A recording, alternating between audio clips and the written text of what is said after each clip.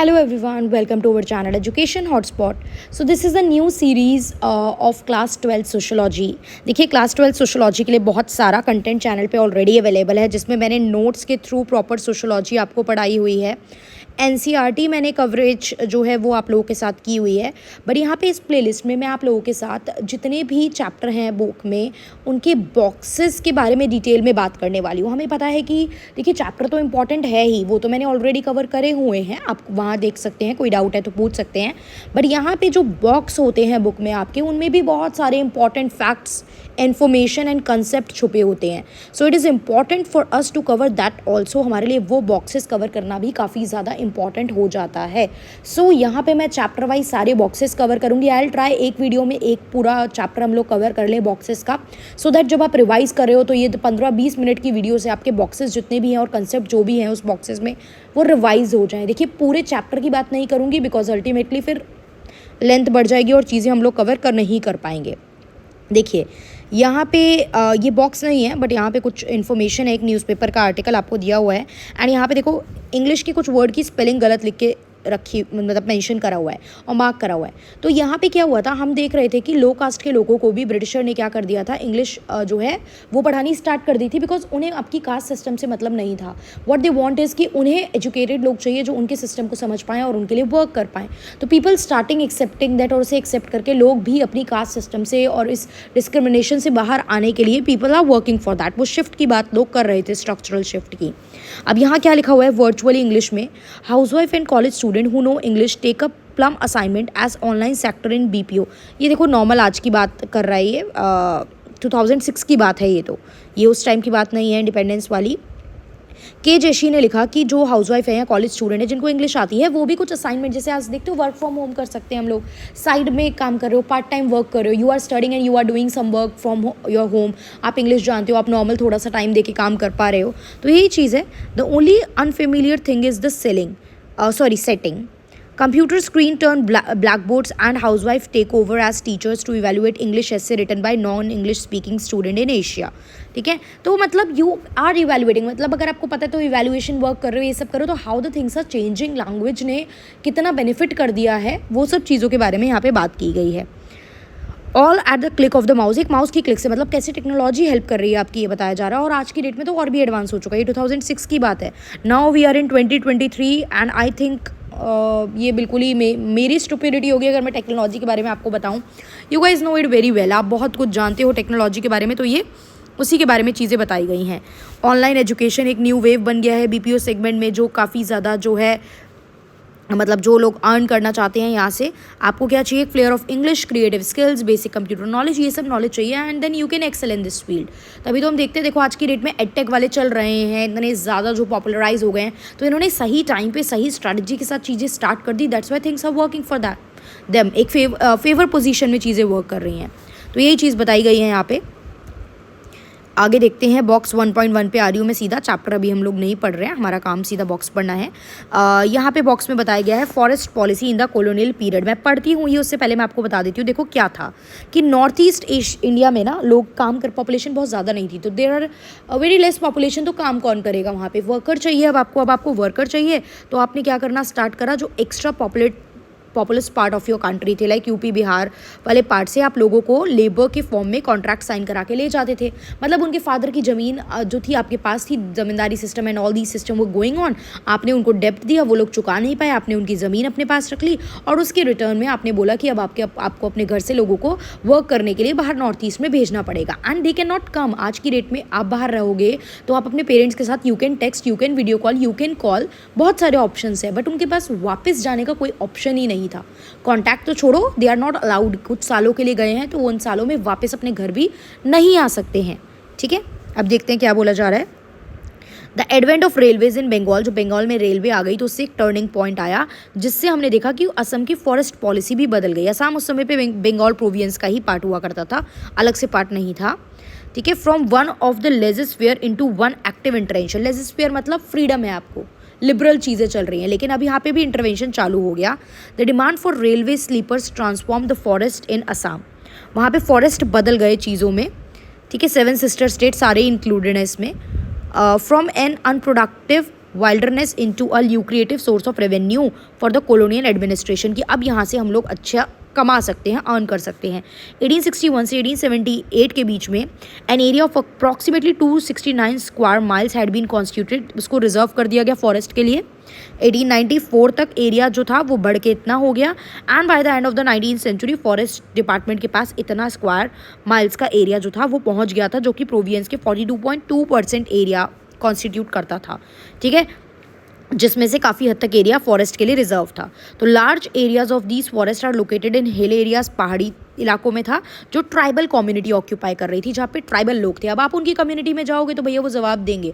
तो बहुत सारे ट्राइबल मूवमेंट भी लेटर ऑन हिस्ट्री में हमारे यहाँ हुए हैं, जिसको भी हम यहाँ नहीं पढ़ रहे हैं, क्योंकि tribal community are very much, वो बहुत हार्मनी से पीस के साथ रहते हैं और they are very much attach with the nature. तो ये इस बॉक्स में आपको बताने की कोशिश की गई है। Come to box 1.2, this is box 1.2। क्या बोला गया है, थोड़ा स्पीड में पढ़ रही हूँ, अगर कोई भी डाउट आएगा, क्योंकि बॉक्स अल्टीमेटली जल्दी मुझे ख़त्म करने हैं एक ही वीडियो में। अगर आपको कोई डाउट आएगा तो आप मुझसे पूछ सकते हैं, ठीक है। अगर आपको लगेगा स्पीड स्लोअर डाउन करनी है, 2 पार्ट में चैप्टर की वीडियो बनाऊँ, then also you can tell me. After 1834 के बाद 1920 तक ships left from the ports of India on regular basis carrying people of, मतलब यहाँ से शिप्स जा रही थी लोगों को लेके, अलग अलग रिलीजन के, अलग अलग जेंडर के, अलग अलग क्लास, अलग अलग कास्ट के लोग थे। Work for a minimum 5 years on one of the plantation in Mauritius, कि मतलब अब यहाँ से लेबर लेके बाहर जा रहे हो कि आप बाहर की प्लांटेशन में काम करो। और इन लोगों को, जो ये बाहर जा रहे थे ना काम करने के लिए, इन लोगों को बोला गया गिरमिटियास। अच्छा, इनमें से कुछ लोग तो इंडिपेंडेंस के बाद वापस नहीं भी आए, दे वर देयर ओनली, वो वहीं सेटल हो गए और उनकी जो जनरेशन है फिर आगे वहीं पे सेटल्ड है। तो ये लोग कहलाए जाते हैं गिरमिटियाज। आज की डेट में भी इफ़ यू विल सर्च, तो वो इंडियंस जो उस समय बाहर काम करने गए और बाहर ही फिर सेटल हो गए, तो उनकी generation second third generation they were there at that time, तो they are known as Girmitiyas. For many decades recruiting ground was centred in Bihar में, रिक्रूटिंग ग्राउंड था जहाँ से लेके जाते थे का बिहार के कुछ डिस्ट्रिक्ट में, जैसे पटना, गया, अर्रा, सरन, तिरहुत, चंपारण, मुंगेर, भागलपुर एंड पूर्णिया। तो ये कुछ जगह थी जहाँ पे आपका सेंटर था, जहाँ से आप रिक्रूट करके लोगों को बाहर ले जा रहे थे और उनसे काम, बाहर प्लांटेशन फैक्ट्रीज वगैरह में उनसे काम करवा रहे थे। तो this is box 1.1, 2 and box 1.3 क्या कह रहे हैं, सेंसस ऑफ इंडिया रिपोर्ट। देखो सेंसस क्या होता है, हर 10 साल के बाद, 11 साल बाद, after every 10 year, 11th year में क्या होता है, आपका सेंसस होता है, मीन्स जनगणना होती है, हम पॉपुलेशन काउंट करते हैं।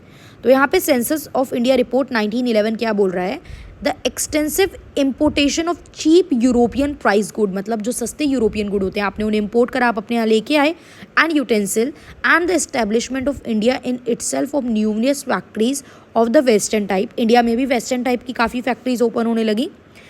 इससे विलेज इंडस्ट्री काफ़ी ज़्यादा डिस्ट्रॉयड हुई। ऑब्वियस बात है, बाहर से आप मंगा रहे हो, प्लस आपके यहाँ पे भी इंडस्ट्री आ गई है एडवांस, तो विलेज इंडस्ट्री पे फ़र्क पड़ रहा था। The high price of agriculture produce have also led many village artisan to abandon their hereditary craft in the favour of agriculture, कि भैया आप अपना क्राफ्ट छोड़ते, क्योंकि क्या हो रहा था, क्राफ्ट वर्क भी डिक्लाइन हो रहा था, क्योंकि ब्रिटिशर की डिमांड अलग तरीके की थी, वो हमारी पुरानी डिमांड से मैच नहीं करती थी, तो वो चीज़ों की उतनी सेल नहीं थी, प्लस उनके यहाँ मशीन से चीज़ें सस्ते में बन के आ जाती थी, हमारे यहाँ महंगी बनती थी, तो भी डिमांड पे इम्पैक्ट पड़ रहा था। तो अब लोग मजबूर हो गए थे कि अपना आर्टिस्टिक वर्क छोड़ के वो भी कहाँ हो जाएं, एग्रीकल्चर में एंगेज हो जाएं। तो the extent to which this disintegration of the old village organisation is, मतलब ये जो ओल्ड विलेज ऑर्गेनाइजेशन एक ग्रुप बना हुआ था, एक पर्टिकुलर चीज़ में आप काम कर रहे हो, एंगेज हो, ये डिसइंटीग्रेट होने लगा अलग अलग पार्ट में। And the change is most noticeable in more advance provinces, जो ज़्यादा एडवांस थे वहाँ पे ये चेंज काफ़ी हद तक विजिबल हो रहा था, ठीक है। तो कैसे विलेज इंडस्ट्री पे इम्पैक्ट पड़ रहा था इम्पोर्टेड गुड्स का, ये भी चीज़ मेंशन की गई है। बॉक्स 1.4 में देखते हैं क्या बोला गया है, द सब्सटीट्यूट क्या होता है, एक के बदले दूसरा। जैसे हम पूछते हैं ना टी और कॉफ़ी, वैसे तो देखो जो बिल्कुल सच्चे प्रेमी होते हैं वो चाय के प्रेमी हो चाहे कॉफ़ी के प्रेमी हो, वो इतनी जल्दी शिफ्ट नहीं होते हैं चीज़ों पे, बट जनरली हम पूछते हैं ना चाय कॉफ़ी क्या लेना पसंद करेंगे, क्या लोगे, ऑप्शन में दे रहे हैं ना हम। जैसे आप देखो अगर माज़ा अवेलेबल नहीं है तो हम बोलते हैं ना फ्रूटी ले लें, कोक नहीं है थम्स अप ले लें क्या। तो ये सब सब्स्टिट्यूट गुड हैं काइंड ऑफ, जो एक की जगह दूसरे यूज़ किए जा सकते हैं। तो जो ईस्ट इंडिया कंपनी सब्स्टिट्यूट दे रही थी, जो ब्रिटिश गवर्नमेंट सब्स्टिट्यूट दे रही थी, वो थे लैंड ओनरशिप एंड इंग्लिश की education. The facts that first remained unconnected with agriculture productivity and the second, मतलब आप unconnected with the agriculture productivity, remained unconnected मतलब एग्रीकल्चर प्रोडक्टिविटी से अलग, क्योंकि अब तो वैसे भी कॉम्पिटिशन बहुत ज़्यादा है. And second, with the main stream of Indian culture tradition.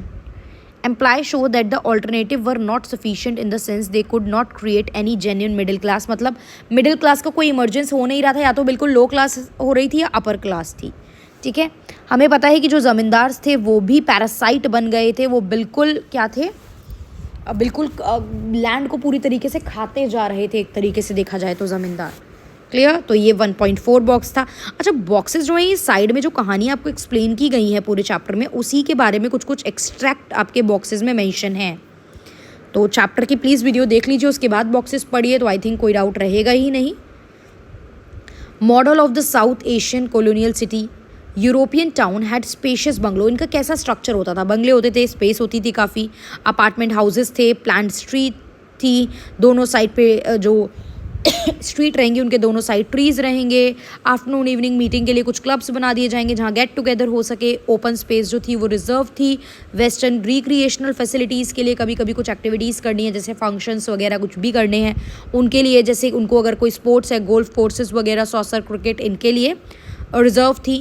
When domestic water supply, electric connection and sewage link were available और technically possible, European town resident utilise them fully. इन सब चीज़ों को यूटिलाइज करे, मतलब वाटर सप्लाई भी available थी, electric connection भी था. Whereas their use was quite restricted to native town. लेकिन थे सिर्फ नेटिव टाउन में ही available, not at every place. तो this is the structure of the colonial city.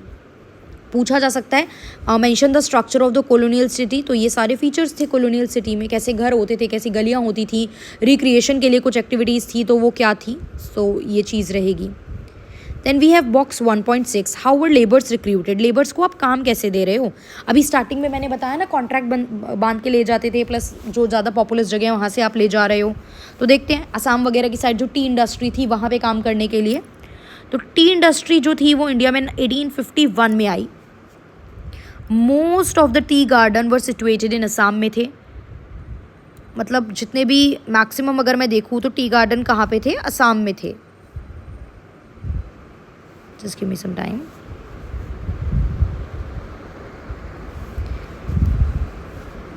Yeah.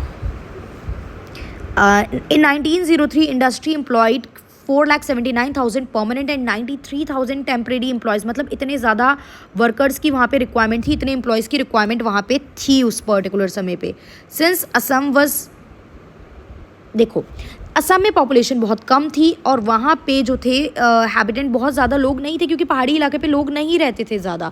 So that's why labour को क्या करना पड़ता था? इम्पोर्ट करना पड़ा दूसरी प्रोविंस से.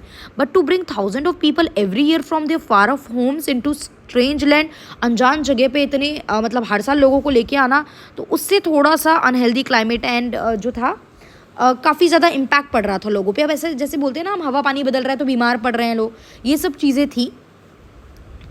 तो required the provision of financial and other incentive आप दोगे with the tea planters of Assam were unwilling to offer. जो वहाँ के लोग नहीं दे पा रहे थे. Instead they had resources to fraud and coercion and they persuade the government to aid and abet them in this unholy task by passing penal laws. उन्होंने गवर्नमेंट से लॉ पास करने के लिए बोला. लॉ वॉज लाइक, लॉ क्या थी यहाँ पे? ठीक है, transport of native labour act 1863, जिसको बाद में अमेंड भी किया गया, मतलब उसमें कुछ चेंज भी लाए गए. ठीक है, इसमें आपको बोला गया कि Assam was carried for years mostly bye contractor under the provision. इस एक्ट के अंदर आप उस एक्ट के अंदर रजिस्टर करा के उन लोगों को वहाँ काम कराने ले जाते थे और उन्हें लंबे समय तक उस कॉन्ट्रैक्ट में बांध के आप लोग वहाँ पे रखते थे काम कराने के लिए टी प्लांटेशन में. Then from Curzon speech, Curzon की स्पीच से कुछ लाइन यहाँ पे ली गई है. लॉर्ड कर्जन, जिनके टाइम पे बंगाल का पार्टीशन हुआ था, east Bengal west Bengal partition जो हुआ था वो लॉर्ड कर्जन के टाइम पे हुआ था, जब वाइसराय जो थे वो लॉर्ड कर्जन थे. तो क्या बोला जा रहा है यहाँ पे? The labour system in Assam was essentially that of indenture by which the labour went to Assam under contract for a number of year. कुछ साल के लिए लेबर कॉन्ट्रैक्ट के अंदर बंध के असम चले गए. The government help the planter by providing for penal sanction in case of non fulfilment of the contract by the labour. अगर आप नहीं करोगे तो आपको क्या देना पड़ेगा? मैंने भी बताया था ना, आप पे डेप्थ दिया, अगर आप वो फुलफिल नहीं कर पाए तो आपको फिर ले जाएंगे कि आप कॉन्ट्रैक्ट के अंडर के क्लॉज के अकॉर्डिंग आपको जाना पड़ेगा. This view is explicitly made by T Raleigh, law member थे when speaking on the Assam labour immigration bill of 1901 पे जब उन्होंने बात की तो the labour contract authorise by this bill is a transition, ये एक ट्रांजिशन है by which to put it rather bluntly a man is often committed to Assam before he knows that what he was doing. मतलब उसे पता भी नहीं होता था वो क्या कर रहा है, उससे पहले वो कमिटेड हो गया, उससे पहले वो कॉन्ट्रैक्ट के अंदर बाउंड हो गया, ठीक है। और 4 साल के लिए उसको वो काम करना पड़ता था with a threat of arrest and imprisonment if he fails to perform it. अगर नहीं करोगे तो भैया जेल में डाल दिए जाओगे। Condition like these have no place in the ordinary law of master and servant. Normally master and servant में ऐसा नहीं था कि 4 साल नहीं करा तो जेल में डाल दिया, ऐसा तो नहीं होता ना। अगर आज भी आपके यहाँ मेड काम करने आती है, वैसे मास्टर सर्वेंट इक्वेशन देना इज़ नॉट करेक्ट, बट कोई काम करने आ रहा है तो वो अपनी शर्तों पे अपनी कंडीशन पे भी काम करते हैं, and if they are not okay with that तो वो भी छोड़ के चले जाएंगे उस चीज़ को। लेकिन यहाँ पे आपने उनको 4 साल के लिए बाउंड कर दिया, और अगर वो वापस जाना भी चाहेंगे तो उनको या तो अरेस्ट होगा या कुछ ना कुछ पनिशमेंट मिलेगी। Clear? We made them part of the British India at the instance for the benefit of the planters of Assam। Assam के प्लांटर्स के बेनिफिट के लिए हमने उनको वहाँ पे एक बाउंड करके रख दिया। The fact remain that the motive power in this legislation is the interest of the planter not the interest of the coolie. मतलब सिंपल, प्लांटर का ही तो इंटरेस्ट सर्व कर रहे हो, अल्टीमेटली दूसरे इंसान का इंटरेस्ट यहाँ पे सर्व नहीं करा जा रहा है, उसका कोई बेनिफिट यहाँ पे नहीं है।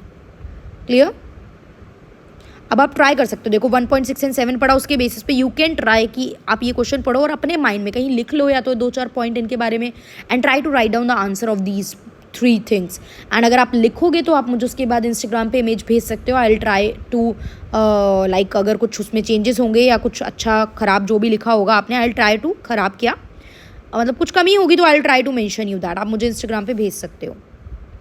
बॉक्स 1.8 कोशिश करते हैं जल्दी जल्दी सारा ही ख़त्म कर ले chapter. How did the planters live, ये रहते कैसे थे फिर, अब देखते हैं। Prabhatpuri had always been an important offloading and loading point. The dirty British manager and their mems always came down from the state surrounding Prabhatpuri. मतलब यहाँ से ट्रैवल करके आते थे when a steamer docked there. In spite the inaccessibility of the garden they had lived off luxury. मतलब वहाँ gardens वगैरह तो नहीं थे, हिली एरिया था, लेकिन फिर भी लग्जरी में रह रहे थे। Huge sprawling bungalows set on storey wooden stilts to protect inmates from wild animal. मतलब वाइल्ड एनिमल लाएँ तो वुडन वो बना रखा था, अच्छे बंगलो थे, वेलवेटी लॉन्स वहाँ पे थे, फ्लावर बेड्स थे, लार्ज नंबर ऑफ मालीस को ट्रेन कर रखा था, बावर्ची थे, मतलब सब फैसिलिटीज़ मिल रखी थी। ये नहीं था कोई परेशानी में रह रहे हैं, बड़ा बंगला बड़ा घर मिला हुआ है। जैसे आपको कोई कह दे कि आप शिफ्ट हो रहे हो मसूरी में, एक अच्छा सा बंगला दे दिया आपको, सर्वेंट दे दिया, इतना बड़ा लॉन है वहाँ पे, लॉन में आपके रोज माली आके अच्छी अच्छी आपकी फ्रेश वेजिटेबल उगा रहा है, आप उसको मतलब उसी वेजिटेबल को खाओगे, ग्रीनरी देखने को मिल रही है, तो लाइफ सेट है ना। तो यही सेट लाइफ मिल रही थी, तो इस तरीके से मज़े में रह रहे हैं ये। काफ़ी बड़े बड़े वरांडाज वगैरह थे वहाँ पे, तो मतलब एक आलीशान से घर में ऐशो आराम की ज़िंदगी जी रहे थे ये लोग। Of course everything from sourcing powder to self raising flour, from safety pins to silver ware, from delicate Nottingham laced, मतलब छोटी से छोटी चीज़ों तक सब कुछ यहाँ पे रिवर के थ्रू आता था, स्टीमर के through. Had come up the river on the streams. Indeed even the large cast iron bathtubs that were, मतलब जो बाथरूम्स वगैरह में आपके बाथटब रखे जाते हैं, विच वो filled every morning by busy, कुछ काम का नहीं है, खैर ठीक है, जस्ट रीड दिस। ये सब स्टीमर के थ्रू यहाँ तक पहुँचाया जा रहा था, ये बताया जा रहा है यहाँ पे हमें कि कैसे रह रहे थे। तो बड़ी मस्त आलीशान ज़िंदगी जी रहे थे। अब आलीशान ज़िंदगी में जो जो घर के सपने और जैसी लग्जरी लाइफ आप देखते हो वो सब आप यहाँ मेंशन कर सकते हो, ठीक है। Then we have box 1.9। क्या कह रहा है ये बॉक्स, हमें पढ़ लेते हैं।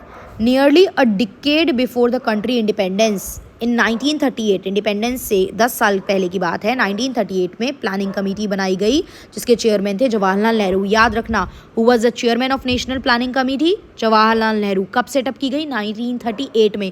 एमसीक्यू फॉर्मेट में इट कैन बी मतलब क्वेश्चन बन सकता है आपका। केटी शाह जनरल एडिटर थे, was setup by the INC। किसने सेट करी थी? इंडियन नेशनल कांग्रेस, वही एक सिंगल पॉलिटिकल अथॉरिटी थी। कमिटी ने स्टार्ट करा फंक्शनिंग 39 में, but it could not make such headway as the chairman was arrested by the British and the war broke out. Arrest कर लिया गया था नेहरू जी को, तो बहुत ज़्यादा वर्क ये कमिटी अपनी कुछ स्ट्रॉन्ग चीज़ें नहीं रख पाई थी। Now with standing these obstacle 29 सब committees divided into 8 group were set up. कुछ इसके भी पार्ट बनाए गए जिसमें 8 ग्रुप थे और 29 सब कमेटी थी जिसके कुछ ऑब्जेक्टिव थे। हर कमेटी का अपना अलग अलग ऑब्जेक्टिव था। देखो मेजर एरियाज़ क्या क्या थे आप देखो। कमेटी किस किस पे फोकस करेगी? एग्रीकल्चर पे करेगी, जो भी प्राइमरी प्रोडक्शन की चीज़ें होती हैं, इंडस्ट्री यानी सेकेंडरी वाला factor, human factor labour population, इन सब पे काम करोगे। एक्सचेंज और फाइनेंस किस तरीके से होगा यानी इकोनॉमी, पब्लिक की बेसिक यूटिलिटी, ट्रांसपोर्ट कम्युनिकेशन यानी कि जो इंफ्रा वाला पार्ट होता है, इंफ्रा में ट्रांसपोर्ट कम्युनिकेशन, सोशल सर्विस यानी हेल्थ हाउसिंग, ये सब भी जाएगा। एजुकेशन पे फोकस करोगे, general basic education and technical चीज़ों पे भी। एंड वुमेंस का रोल प्लान इकोनॉमी में क्या रहेगा, तो ये मेजर एरिया रहेंगे जो फोकस के रहेंगे। अच्छा डायरेक्ट पूछ सकता है major area of focus subjective exam में। एमसीक्यू में पूछ सकता है कि इनमें से कौन सा ऑब्जेक्टिव नहीं था, 4 ये दे दे और XYZ कुछ अलग दे दे। तो just keep these points in your mind, एक ब्रॉड पर्सपेक्टिव इसका माइंड में रखो। सब कमिटीज़ में कुछ ने अपनी फाइनल रिपोर्ट सबमिट कर दी और कुछ ने बीच में ही रिपोर्ट सबमिट करी बिफोर इंडिया बिकेम इंडिपेंडेंट, आज़ादी से पहले। इंटरिम होता है इन बिटवीन, मतलब सेवरल रिपोर्ट वर पब्लिश, कुछ रिपोर्ट पब्लिश भी कराई गई। प्लानिंग कमीशन सेट कर दी फिर 1950 में, ठीक है। और उसने अपना काम करना स्टार्ट करा, जिसको प्लानिंग कमीशन को नाम अभी चेंज होके क्या हो चुका है, नीति आयोग हो चुका है। आप लोग मुझे कमेंट में बताएंगे नीति आयोग की फुल फॉर्म क्या है और ये कब इस्टेब्लिश की गई। प्लानिंग कमीशन 1951 से 5 ईयर प्लान बनाना स्टार्ट कर दिया था। 5-5 साल के प्लान सेटअप करती थी शॉर्ट टर्म कुछ ऑब्जेक्टिव के साथ कि क्या क्या गोल्स, हमें क्या क्या टारगेट अचीव करना है, ठीक है। So now we have box 1.10। 1.10 क्या कह रहा है अब देख लेते हैं। Firstly 3 villages, firstly there are villages in which a sizeable number of people have sought employed in far off cities. कुछ लोग दूर दूर जाके काम करने लगे। They leave their living behind the members of their families in their natal village. उनकी family village में थी और वो बाहर गए काम की तलाश में। In Madhopur, a village in north central India में एक विलेज है Madhopur, 77 out of 298 household have migrants. Migrant से मतलब बाहर रह रहे हैं, माइग्रेशन मतलब moving from one place to another. And a less than half of all the migrant work in two cities of Bombay and Calcutta में वर्क करते हैं। तो 75% of the total migrant send money regularly, पैसे भेजते हैं। भाई काम कर रहे हो तो घर वालों को तो पैसे भेजोगे, तो वहाँ से पैसे भेजते हो। 83% visit the village from 4 to 5 time a year और 1 इन अ 2 ईयर। आके घूम मतलब मिल भी जाते हैं फैमिली से, साल में 2 बार आ गए, 4-5 बार आ गए, मिल के चले गए। Considerable number of immigrant resign not only in Indian cities but also overseas town. India में नहीं, इंडिया के बाहर भी काफ़ी लोग रह रहे हैं। For instance there are many overseas migrant from Gujarat villages living in African and British town में रह रहे हैं काफ़ी गुजरात के जो लोग हैं। They have build fashionable house in their natal village. वहाँ पे अब आजकल गांव भी गांव कहाँ रह गया भैया, AC लगा है, सब कुछ एम्यूनिटीज़ हैं, फैसिलिटी है, पक्के घर बन चुके हैं। तो नेटल विलेज में भी बढ़िया घर बना दिए, पैसा लगा दिया है, इंडस्ट्री वगैरह पे सेटअप कर दिया है, डोनेट भी करते रहते हैं, एजुकेशनल इंस्टीट्यूशन ट्रस्ट वगैरह सेटअप कर रहे हैं। Second kind of urban impact is to be seen in villages which are situated near industrial town. कुछ विलेजेस जो इंडस्ट्रियल टाउन के आसपास है वहाँ पे भी चेंजेस देखने को मिला, क्योंकि इंडस्ट्री है तो उस विलेज के लोग भी वहाँ जाके काम करेंगे। When an industrial town like Bhilai comes up in the midst of village, some villages are totally uprooted. कुछ villages पूरी तरीके से change हो गए, मतलब वो urban area में convert हो गए kind of. The later are found to receive an influx of immigrant worker which not only stimulated demand for houses and market inside the village कि भैया यहाँ तो घर भी चाहिए और अब मार्केट भी चाहिए, लोग रहेंगे तो बेसिक चीज़ें तो खरीदनी ही है। तो अब लोगों ने दुकानें खोलनी और डिफरेंट एग्रीकल्चर के अलावा और भी काम लोगों के पास आया करने के लिए। But create problem of ordering relationship between the native resident in immigrant. अब आप जो लोग वहाँ पे ऑलरेडी रह रहे थे, जो लोग बाहर से आए हैं, अच्छा डिफरेंट कल्चर के होंगे, डिफरेंट लैंग्वेज बोलते होंगे, तो सम टाइम प्रॉब्लम और कॉन्फ्लिक्ट भी आ सकता है ना। हर बार ज़रूरी नहीं है ना प्यार मोहब्बत से रह लें। अलग अलग रिलीजन के लोग हो गए, आप अलग अलग फॉर एग्जांपल कास्ट के हो, तो फ़र्क पड़ सकता है उस चीज़ से, मतलब सेटिंग नहीं बैठ पाए, चीज़ें नहीं बैठ पाए, लैंग्वेज ही अलग बोल रहे हो, कल्चर ही टोटली डिफरेंट है, तो फ़र्क पड़ जाता है उस चीज़ का भी। तो the growth of metro cities accounts for the third type of urban impact. Metro cities से भी फ़र्क पड़ रहा है विलेजेस पे। मतलब ये हो रहा है कि विलेजेस पे किस किस तरीके से फ़र्क पड़ता है। तो फर्स्टली दिस, सेकेंड, अगर कोई विलेज जो मतलब है वो बिल्कुल ही इंडस्ट्रियल टाउन उसके पास में बन गया है तो भी फ़र्क पड़ेगा। लोग माइग्रेट कर गए हैं इंडिया और ओवरसीज़, एंड प्लस जो मेट्रो सिटीज़ हो रही हैं उससे भी चेंज आ रहा है। कुछ विलेजेस टोटली एब्जॉर्व हो गए हैं, एक्सपेंशन के टाइम पे एक्सपेंड हो रहे हैं, तो विलेज बिल्कुल ही गायब हो गए हैं, ठीक है। Excluding the inhabitant area is use for urban development. जो उनका एरिया है now it is use for the urban development. तो ये विलेजेस किस तरीके से क्या चेंजेस आ रहे हैं विलेज के स्ट्रक्चर में, ये यहाँ पे बताया गया है। And I think now the chapter is done. ये 10 बॉक्स थे इस चैप्टर में जो हमने कवर करे हैं, एंड आई होप ये बॉक्स आपको कवर आए, मतलब समझ में आए होंगे। एंड आई विल ट्राई इसी तरीके से मैं जितने भी आपके चैप्टर में, मतलब हर चैप्टर में बॉक्सेस हैं, एक ही वीडियो में आई ट्राई कि लाइक एक वीडियो में हम लोग एक चैप्टर कंप्लीट करें तो थोड़ा जल्दी से जल्दी ये चीज़ें कवर हो जाएं, ठीक है। बाकी if you want me to cover anything else, like कुछ चीज़ें तो 12th की ऑलरेडी अवेलेबल हैं, अगर आप कुछ और भी चाहते हैं मैं कवर करूँ, कोई और series you want me to start, then you can also mention it in the comment box and I will try to do that. So that's all for this video. Thank you for watching.